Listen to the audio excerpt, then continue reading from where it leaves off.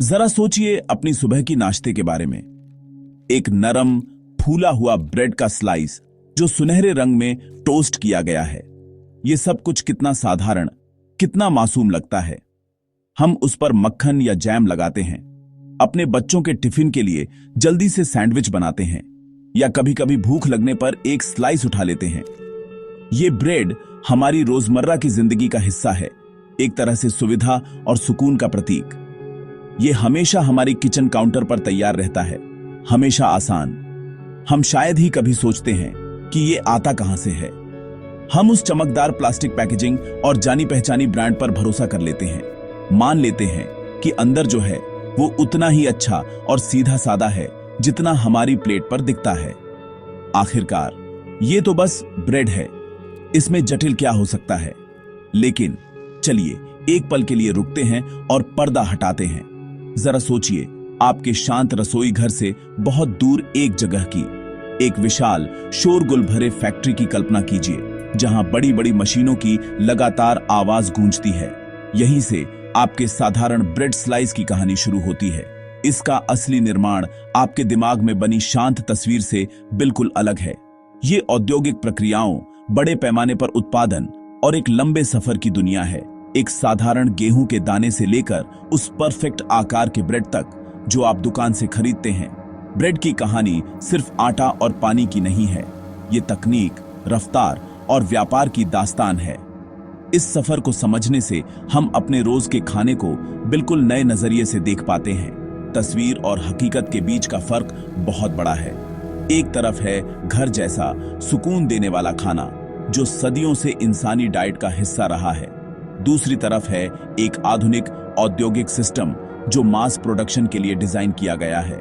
यह सिस्टम एक जैसी शक्ल, लंबी शेल्फ लाइफ और कम लागत को प्राथमिकता देता है। फैक्ट्री का माहौल, बड़े बड़े मिक्सर, लंबी कन्वेयर बेल्ट्स और तेज आवाज वाले ओवन, सब कुछ एफिशिएंसी के लिए बना है, पारंपरिक तरीके से धीरे धीरे बनने वाले ब्रेड के लिए नहीं। यह फर्क जरूरी नहीं कि अच्छा है या बुरा, लेकिन यह महत्वपूर्ण जरूर है। ये जानना कि हमारा खाना कैसे बनता है हमें अपने खाने और परिवार के लिए बेहतर फैसले लेने में मदद करता है। तो चलिए इस सफर पर साथ चलते हैं। चलिए फैक्ट्री के अंदर कदम रखते हैं और एक ब्रेड के सफर को शुरू से लेकर आपके शॉपिंग कार्ट तक फॉलो करते हैं। हम इसके इंग्रेडिएंट्स को जानेंगे, इसकी प्रोसेस को समझेंगे और उन सच्चाइयों को सामने लाएंगे जो रंग बिरंगे पैकेजिंग के पीछे छुपी रहती हैं। हमारा मकसद डर पैदा करना या आपको ब्रेड खाना बंद करने के लिए कहना नहीं है। यह सिर्फ जागरूकता बढ़ाने की बात है, आपको जानकारी से सशक्त करना है, ताकि अगली बार जब आप ब्रेड का पैकेट उठाएं तो आपको पता हो कि आपके हाथ में असल में क्या है। यही हमारे खाने के साथ एक सेहतमंद रिश्ता बनाने की पहली सीढ़ी है। आपके ब्रेड की कहानी शुरू होती है एक बड़े से स्टोर रूम में, जहां हल्की सी मिट्टी और सूखे अनाज की खुशबू आती है। यहां गेहूं के बड़े बड़े बोरे ऊंचे ऊंचे ढेर में रखे होते हैं, अपनी बारी का इंतजार करते हुए। यही दाने ब्रेड की आत्मा हैं, लेकिन आटे में बदलने से पहले इन्हें अच्छी तरह से साफ किया जाता है। बड़ी बड़ी मशीनें इन दानों को छानती और हिलाती हैं, जिससे धूल, छोटे पत्थर और दूसरी अशुद्धियां अलग हो जाती हैं। ये सफाई बहुत जरूरी है, क्योंकि ब्रेड की क्वालिटी पूरी तरह से इसके मुख्य इंग्रेडिएंट की शुद्धता पर निर्भर करती है। साफ होने के बाद गेहूं के दाने विशाल मिलिंग मशीनों में भेजे जाते हैं। तेज आवाज के साथ ये भारी रोलर दानों को बारीक पाउडर में बदल देते हैं। यही पाउडर है आटा, या कहें जो ब्रेड का आधार बनेगा। इसके बाद आटा पाइप्स के जरिए बड़े बड़े मिक्सिंग वेट्स में जाता है। ये मिक्सर एक तरह से विशाल बर्तन हैं, जिनमें सैकड़ों किलो इंग्रेडिएंट्स एक साथ मिल सकते हैं। यहाँ आटे में पानी, यीस्ट, नमक, शक्कर और दूसरे एडिटिव्स मिलाए जाते हैं। यीस्ट एक जीवित जीव है जो ब्रेड को फूलने और नरम बनाने का काम करता है। शक्कर सिर्फ स्वाद के लिए नहीं, बल्कि यीस्ट को अपना काम करने के लिए, खाना देने के लिए भी डाली जाती है। इसके बाद शक्तिशाली मशीनों के हाथ इस मिश्रण को बार बार गूंथते हैं ताकि ग्लूटेन बने। यही गूंथने की प्रक्रिया ब्रेड को उसका लचीलापन और बनावट देती है। पूरा ऑपरेशन ऑटोमेटेड होता है, एकदम टाइमिंग के साथ। ताकि हर बैच एक जैसा बने। जब आटा अच्छे से गूंद लिया जाता है तो उसे कुछ समय के लिए छोड़ दिया जाता है ताकि वो फूल सके। इस स्टेज को फर्मेंटेशन या प्रूफिंग कहते हैं। आटे को गर्म नम कमरे में रखा जाता है और यहाँ यीस्ट का जादू शुरू होता है। यीस्ट आटे में मौजूद शक्कर को खाता है और कार्बन डाइऑक्साइड गैस छोड़ता है। ये गैस ग्लूटेन के जाल में फंस जाती है, जिससे आटा फूलता है और हल्का हो जाता है। ये सब बड़े टब्स में या कभी-कभी छोटे हिस्सों में भी हो सकता है। फैक्ट्री में ये प्रक्रिया खास तापमान और नमी के साथ कंट्रोल की जाती है ताकि हर बार आटा जल्दी और एक जैसा फूले, घर की रसोई से कहीं तेज। आखिरकार फूल चुका आटा आखिरी स्टेप्स के लिए तैयार है। एक मशीन आटे को बराबर हिस्सों में काटती है, लोफ का आकार देती है और उन्हें बेकिंग टिन्स में रखती है। ये टिन्स लंबी कन्वेयर बेल्ट पर चलते हुए एक बड़े टनल ओवन में जाते हैं। ओवन के अंदर की गर्मी बहुत तेज और बराबर होती है, जिससे सैकड़ों लोफ एक साथ बेक होते हैं। बेक होने के बाद ब्रेड सुनहरे रंग की हो जाती है और फैक्ट्री में एक शानदार खुशबू फैल जाती है। फिर लोफ को ठंडा किया जाता है और एक मशीन उन्हें तेजी से पतले स्लाइस में काटती है। ये स्लाइस अपने आप प्लास्टिक बैग्स में पैक होते हैं, सील होते हैं और डेट स्टैंप के साथ क्रेट्स में भर दिए जाते हैं ताकि शहर भर की दुकानों तक पहुंच सकें। जब हम किसी खाने की फैक्ट्री की कल्पना करते हैं तो उम्मीद करते हैं कि वहां सब कुछ एकदम चमचमाता और साफ सुथरा होगा। कई आधुनिक और अच्छी तरह से रेगुलेटेड ब्रेड फैक्ट्रियों में वाकई सफाई के मानक काफी ऊंचे होते हैं। वहां के वर्कर हेयरनेट, ग्लव्स और साफ यूनिफॉर्म पहनते हैं। मशीनें अक्सर स्टेनलेस स्टील की होती हैं, जिन्हें साफ और सैनिटाइज करना आसान होता है।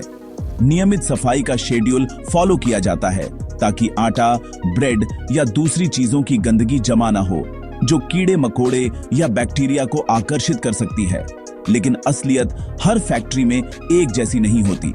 छोटी या कम रेगुलेटेड फैक्ट्रियों में परफेक्ट हाइजीन बनाए रखना एक चुनौती हो सकता है।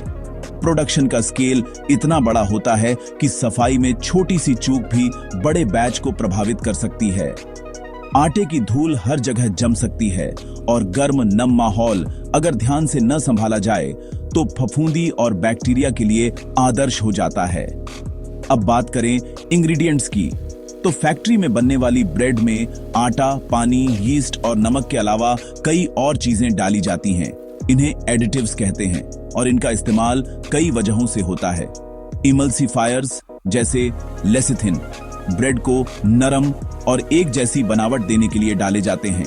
प्रिजर्वेटिव्स जैसे कैल्शियम प्रोपियोनेट फफूंदी को रोकने के लिए मिलाए जाते हैं, जिससे ब्रेड की शेल्फ लाइफ घर की बनी ब्रेड से कहीं ज्यादा होती है। इनके बिना ब्रेड 1-2 दिन में ही खराब हो जाती। डो कंडीशनर और इंप्रूविंग एजेंट्स भी डाले जाते हैं ताकि आटा मजबूत हो, जल्दी फूले और मशीनों के लिए संभालना आसान रहे। ये केमिकल्स हर लोफ को एक जैसा बनाते हैं हर दिन। अब सवाल ये उठता है कि ये केमिकल्स आते कहां से हैं और क्या ये सुरक्षित हैं? ज्यादातर एडिटिव्स लैब में बनाए जाते हैं और भारत में FSSAI जैसे रेगुलेटरी बॉडीज द्वारा अप्रूव्ड होते हैं। जैसे कुछ डो इम्प्रूवर्स एंजाइम्स होते हैं जो प्रोटीन होते हैं और केमिकल रिएक्शन तेज करते हैं। कुछ सिंपल केमिकल कंपाउंड्स भी होते हैं। इन्हें थोड़ी मात्रा में इस्तेमाल करना सुरक्षित माना जाता है, लेकिन चिंता ये है कि रोज रोज इनका लगातार सेवन करने से क्या असर पड़ सकता है। हम सिर्फ एक स्लाइस में थोड़ी सी प्रिजर्वेटिव नहीं खाते, बल्कि कई प्रोसेस्ड फूड्स खाते हैं जिनमें अलग अलग एडिटिव्स होते हैं। यही लगातार कम मात्रा में एक्सपोजर ही हेल्थ एक्सपर्ट्स की चिंता का कारण है। अब बात करें मुख्य इंग्रेडिएंट की क्वालिटी की, तो मास प्रोड्यूस्ड व्हाइट ब्रेड में इस्तेमाल होने वाला आटा अक्सर बहुत ज्यादा रिफाइंड होता है।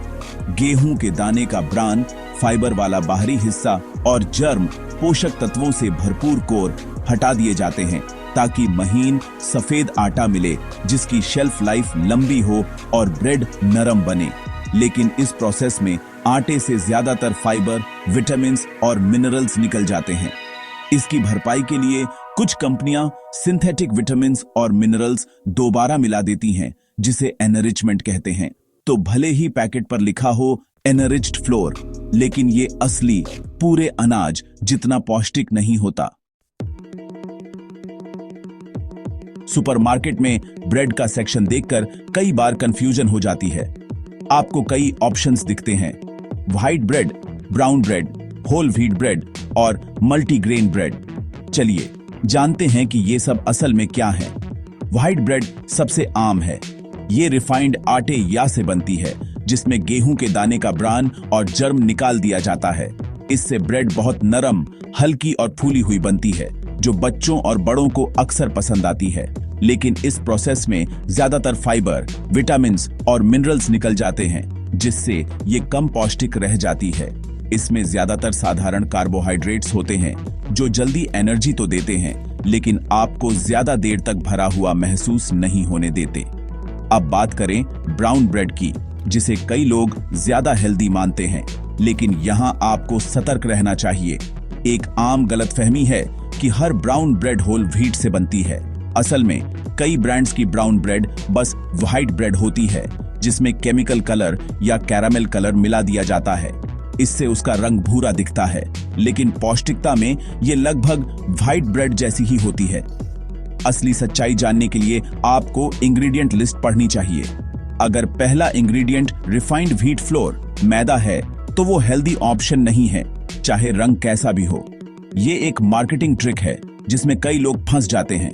असली होल व्हीट ब्रेड, जिसे अक्सर 100% होल व्हीट या आटा ब्रेड लिखा जाता है, ज्यादा हेल्दी विकल्प है। ये ऐसे आटे से बनती है जिसमें पूरा गेहूं, ब्रान, जर्म और एंडोस्पर्म शामिल होता है। इसमें फाइबर भरपूर होता है, जो पाचन के लिए अच्छा है और आपको ज्यादा देर तक भरा हुआ महसूस कराता है। साथ ही इसमें गेहूं के प्राकृतिक विटामिन्स और मिनरल्स भी ज्यादा रहते हैं। होल व्हीट ब्रेड का टेक्सचर थोड़ा भारी और स्वाद हल्का नट जैसा होता है व्हाइट ब्रेड की तुलना में। इसी तरह मल्टीग्रेन ब्रेड में कई तरह के अनाज होते हैं, जैसे ओट्स, रागी, जौ या फ्लैक्स सीड्स। सुनने में ये बहुत हेल्दी लगता है, लेकिन यहाँ भी लेबल पढ़ना जरूरी है। कई बार इसका मुख्य इंग्रेडिएंट फिर भी रिफाइंड आटा ही होता है और बाकी अनाज बस थोड़ा बहुत मिलाए जाते हैं, सिर्फ टेक्सचर और मार्केटिंग के लिए। आखिर में आप दूध ब्रेड या फ्रूट ब्रेड जैसी ऑप्शंस भी देख सकते हैं। दूध ब्रेड आमतौर पर व्हाइट ब्रेड ही होती है, जिसमें पानी की जगह दूध या मिल्क सॉलिड्स मिलाए जाते हैं। इससे ब्रेड और भी नरम, रिच और हल्की मीठी हो जाती है, जो बच्चों को बहुत पसंद आती है। फ्रूट ब्रेड भी ज्यादातर व्हाइट ब्रेड बेस पर बनती है, जिसमें किशमिश या टुकड़े टुकड़े किए गए फल मिलाए जाते हैं। ये ब्रेड्स स्वाद के लिए अच्छी हैं, लेकिन इनका बेस फिर भी रिफाइंड आटा ही होता है।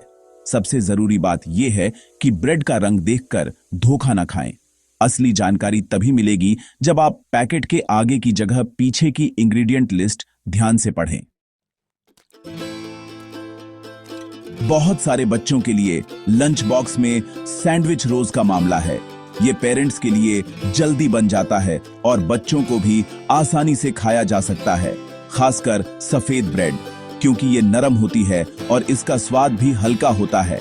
लेकिन अगर ये रोज की आदत बन जाए तो बच्चों की सेहत और खाने की आदतों पर लंबी अवधि में असर पड़ सकता है। सफेद ब्रेड रिफाइंड आटे से बनती है, जिसमें फाइबर बहुत कम होता है। कम फाइबर वाला खाना कब्ज और दूसरी पाचन संबंधी समस्याएं पैदा कर सकता है। इससे भी ज्यादा जरूरी बात यह है कि इससे बच्चों को नरम प्रोसेस्ड फूड्स की आदत लग जाती है और वे टेक्सचर वाले नेचुरल खाने से कतराने लगते हैं। जो बच्चा रोज सॉफ्ट ब्रेड खाता है, वो शायद चबाने वाले रोटी, क्रंची सलाद या साबुत अनाज खाने से मना कर दे। बड़ों पर इसका असर भी कम नहीं है। हमारी भाग दौड़ भरी जिंदगी में ब्रेड एक क्विक फिक्स मील बन गई है। नाश्ते में 2 स्लाइस, लंच में सैंडविच, समय और मेहनत बच जाती है। लेकिन अगर हम बार बार रिफाइंड ब्रेड ही खाते हैं तो हम ज्यादा सिंपल कार्बोहाइड्रेट्स ले रहे हैं। ये कार्ब्स बहुत जल्दी डाइजेस्ट हो जाते हैं, जिससे ब्लड शुगर लेवल अचानक बढ़ जाता है।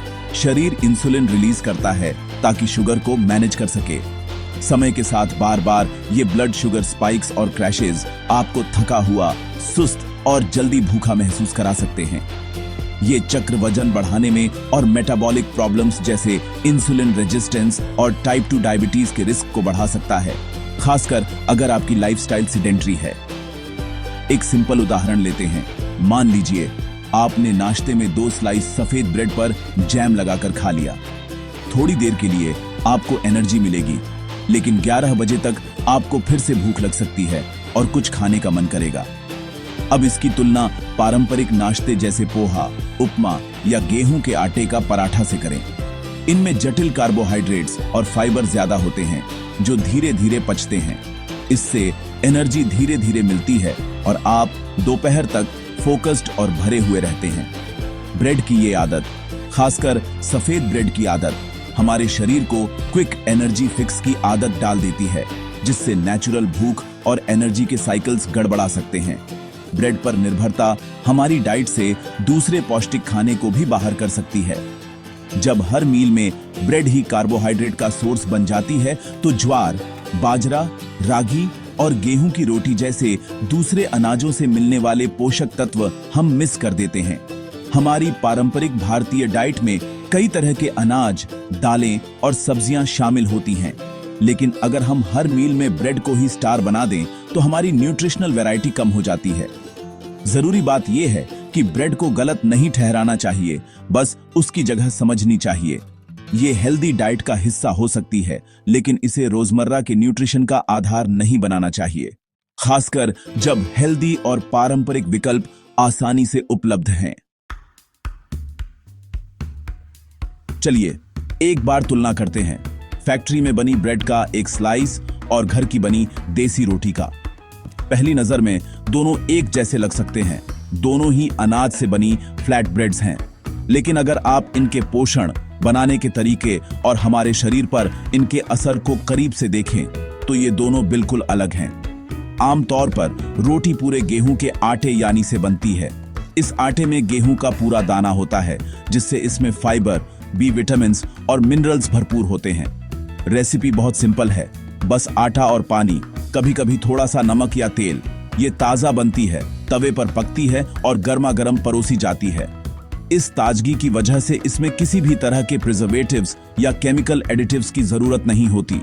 दूसरी तरफ फैक्ट्री ब्रेड, खासकर सफेद ब्रेड, आमतौर पर रिफाइंड फ्लोर बफन से शुरू होती है। जैसा कि हमने पहले बात की थी, इस आटे से फाइबर और पोषक तत्व निकाल दिए जाते हैं।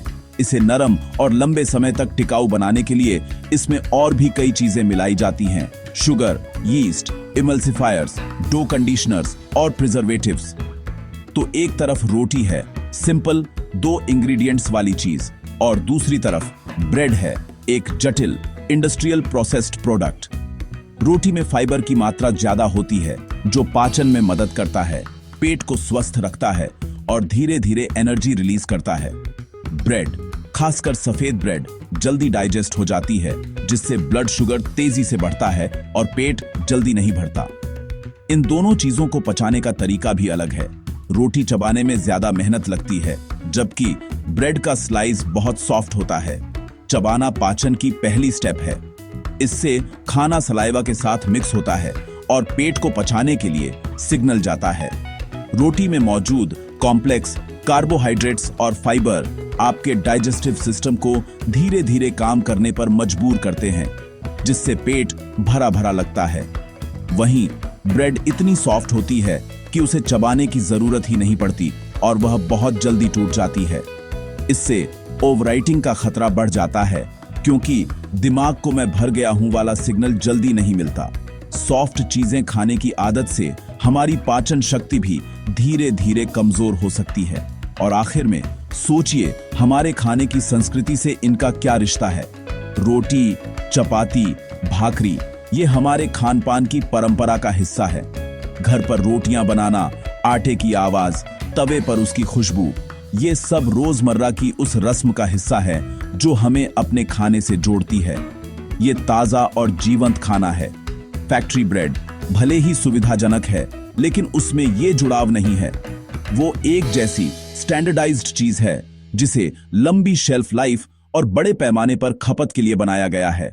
आज की तेज रफ्तार दुनिया में इसकी अपनी जगह है, लेकिन ये जरूरी है कि हम समझें कि पोषण और संस्कृति के लिहाज से ये हमारी सादी पौष्टिक देसी रोटी की जगह नहीं ले सकती। जिसने पीढ़ियों को पोषित किया है। यह कहना बिल्कुल सही नहीं होगा कि हर तरह की ब्रेड आपके लिए खराब है।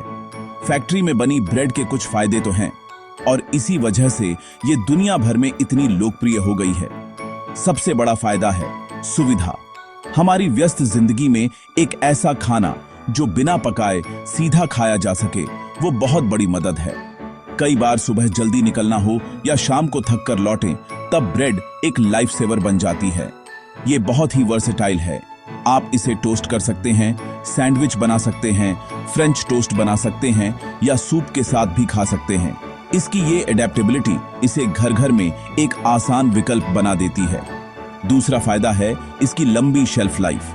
प्रिजर्वेटिव्स की वजह से ब्रेड कई दिनों तक ताजा रह सकती है, जिससे खाना खराब होने का डर कम हो जाता है और रोज रोज मार्केट जाने की जरूरत नहीं पड़ती। जिन इलाकों में ताजा खाना आसानी से नहीं मिलता, वहां पैकेज्ड ब्रेड एक भरोसेमंद कैलोरी सोर्स बन जाती है। इसके अलावा कुछ ब्रेड्स में आयरन, फोलिक एसिड और बी विटामिन्स जैसे न्यूट्रिएंट्स भी फोर्टिफाई किए जाते हैं। भले ही इससे पूरे अनाज के पोषक तत्व वापस नहीं आते, लेकिन इससे कुछ न्यूट्रिशनल डिफिशियंसीज को कम करने में मदद जरूर मिलती है, खासकर पब्लिक हेल्थ के लिए। लेकिन हमें इसके नुकसान भी समझने चाहिए। सबसे बड़ी चिंता है रिफाइंड फ्लोर साशो का इस्तेमाल। बहुत ज्यादा रिफाइंड कार्बोहाइड्रेट्स खाने से वजन बढ़ना, हार्ट डिजीज और टाइप 2 डायबिटीज जैसी बीमारियों का खतरा बढ़ जाता है। कम फाइबर की वजह से पाचन में दिक्कत हो सकती है और पेट जल्दी नहीं भरता, जिससे ओवरईटिंग हो सकती है। इसमें जो शुगर ऐड की जाती है, वो भी हमारी रोज की शुगर इंटेक को बढ़ा देती है, जो पहले से ही ज्यादा है। ब्रेड को स्टेपल बना लेना डाइट को कम डाइवर्स और पोषक तत्वों से कमजोर बना सकता है, खासकर अगर तुलना करें पूरे अनाज से बनी डाइट से।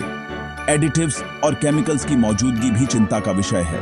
भले ही इन्हें सेफ माना गया है, लेकिन रोज रोज इनका सेवन करने के लॉन्ग टर्म इफेक्ट्स अभी पूरी तरह समझे नहीं गए हैं। कुछ लोगों को इन एडिटिव्स या ब्रेड में मौजूद यीस्ट और ग्लूटेन से एलर्जी या पाचन संबंधी दिक्कतें भी हो सकती हैं। इसीलिए बैलेंस जरूरी है। हमें ब्रेड को पूरी तरह गलत ठहराकर किचन से बाहर नहीं करना चाहिए, लेकिन इसे सुपरफूड मानकर हर रोज खाना भी सही नहीं है।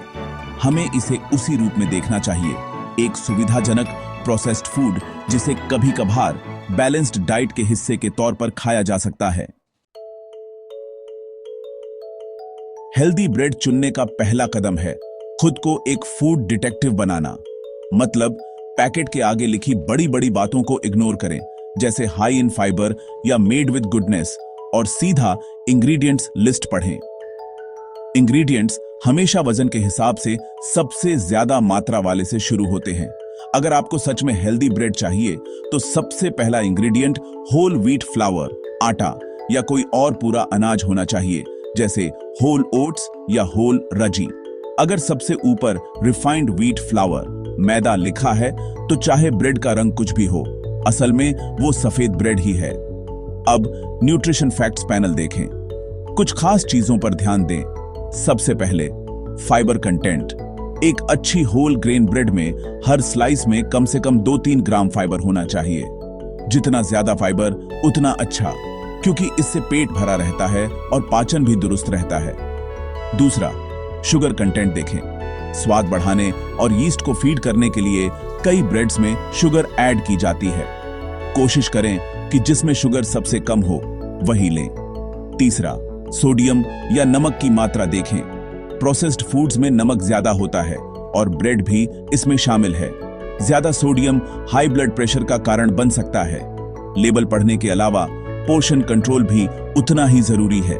चाहे सबसे हेल्दी 100% होल व्हीट या मल्टीग्रेन ब्रेड हो, अगर आप ज्यादा खा लेंगे तो वजन बढ़ सकता है।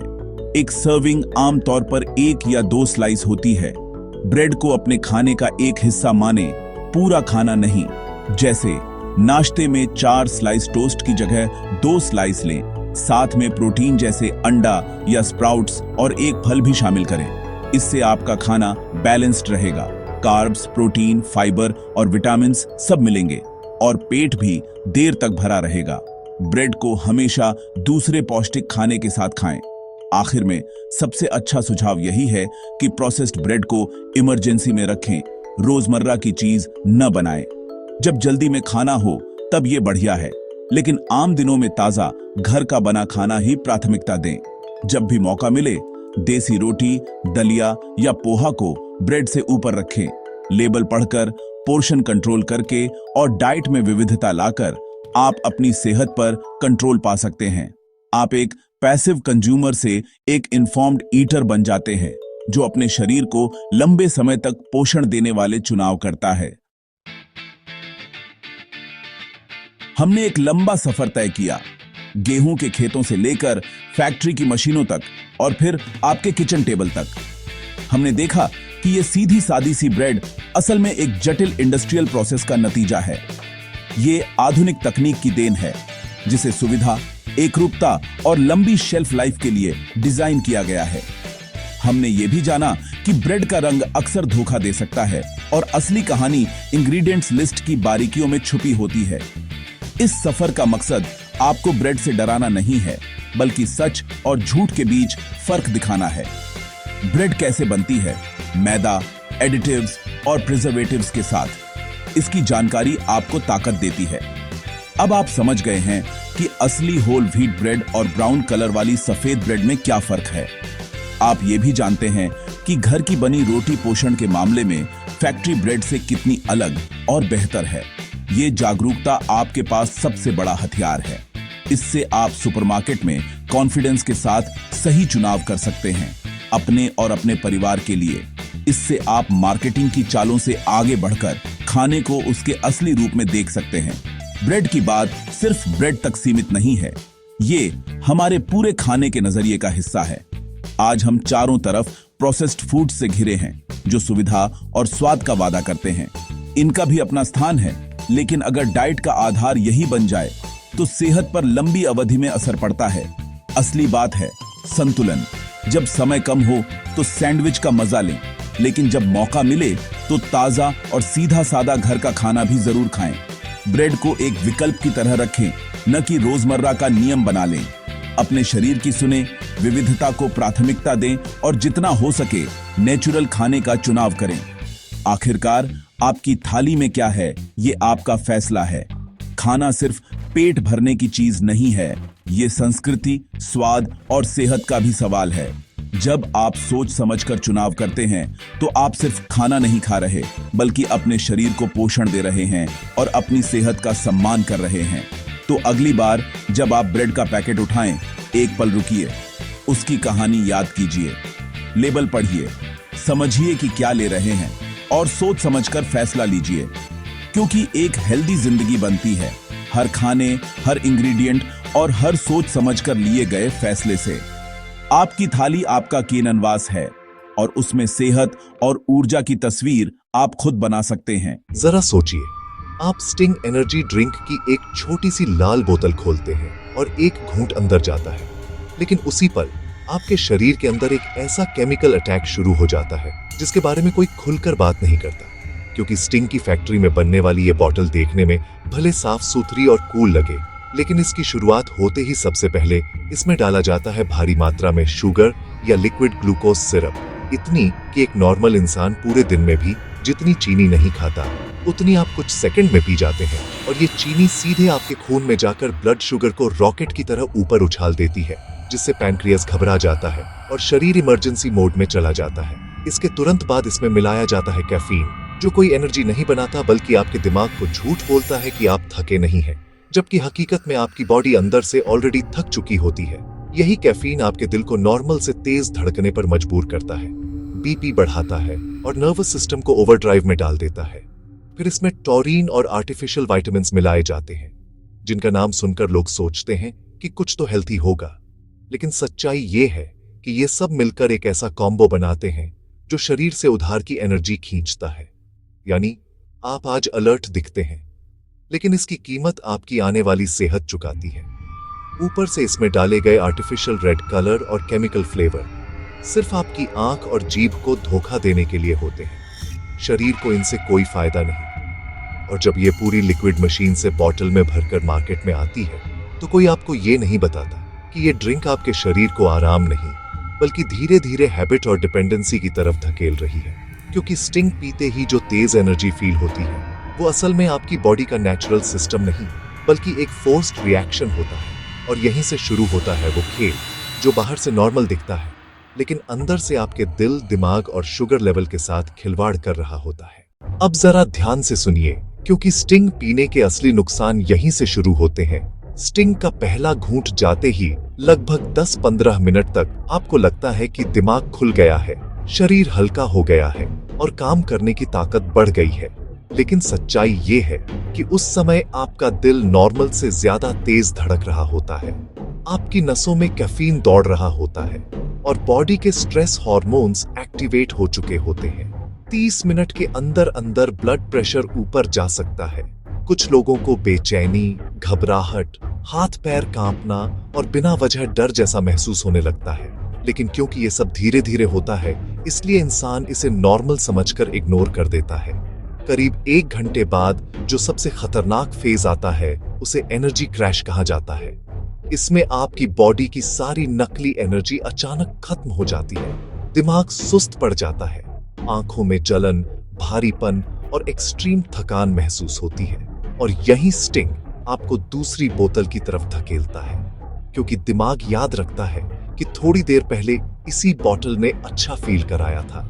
यही साइकोलॉजिकल ट्रैप है, यही एडिक्शन की शुरुआत है। रोज या हफ्ते में कई बार स्टिंग पीने वाले लोगों में धीरे धीरे नींद की प्रॉब्लम शुरू हो जाती है।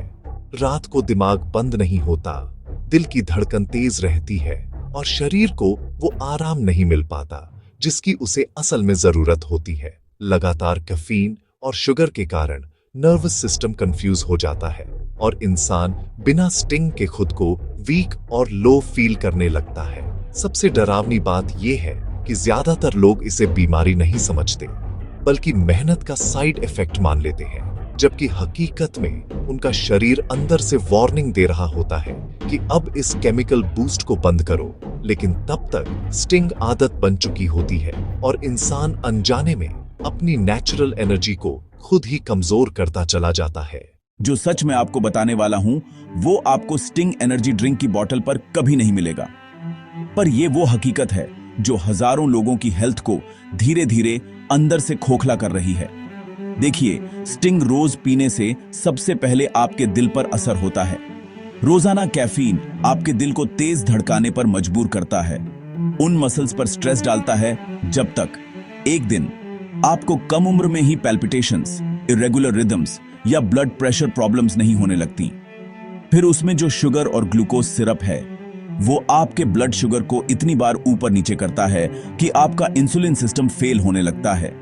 ऐसे ही आप बिना जाने प्री डायबिटीज या फिर डायबिटीज की तरफ बार हैच जाते हैं। पर सबसे खतरनाक असर वो आपके दिमाग पर होते हैं। बहुत ज्यादा कैफीन आपके नर्वस सिस्टम को ओवर स्टिमुलेट कर देता है।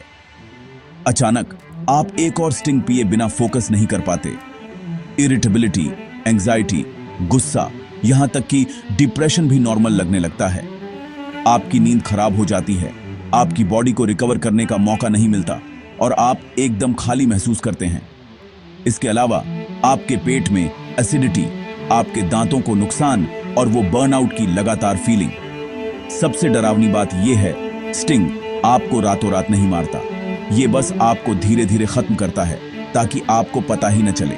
याद रखिए, असली एनर्जी आराम और अच्छे खाने से आती है, किसी कैन से नहीं। चॉइस आपकी है, कुछ मिनटों के लिए नकली एनर्जी या जिंदगी भर के लिए सच्ची सेहत।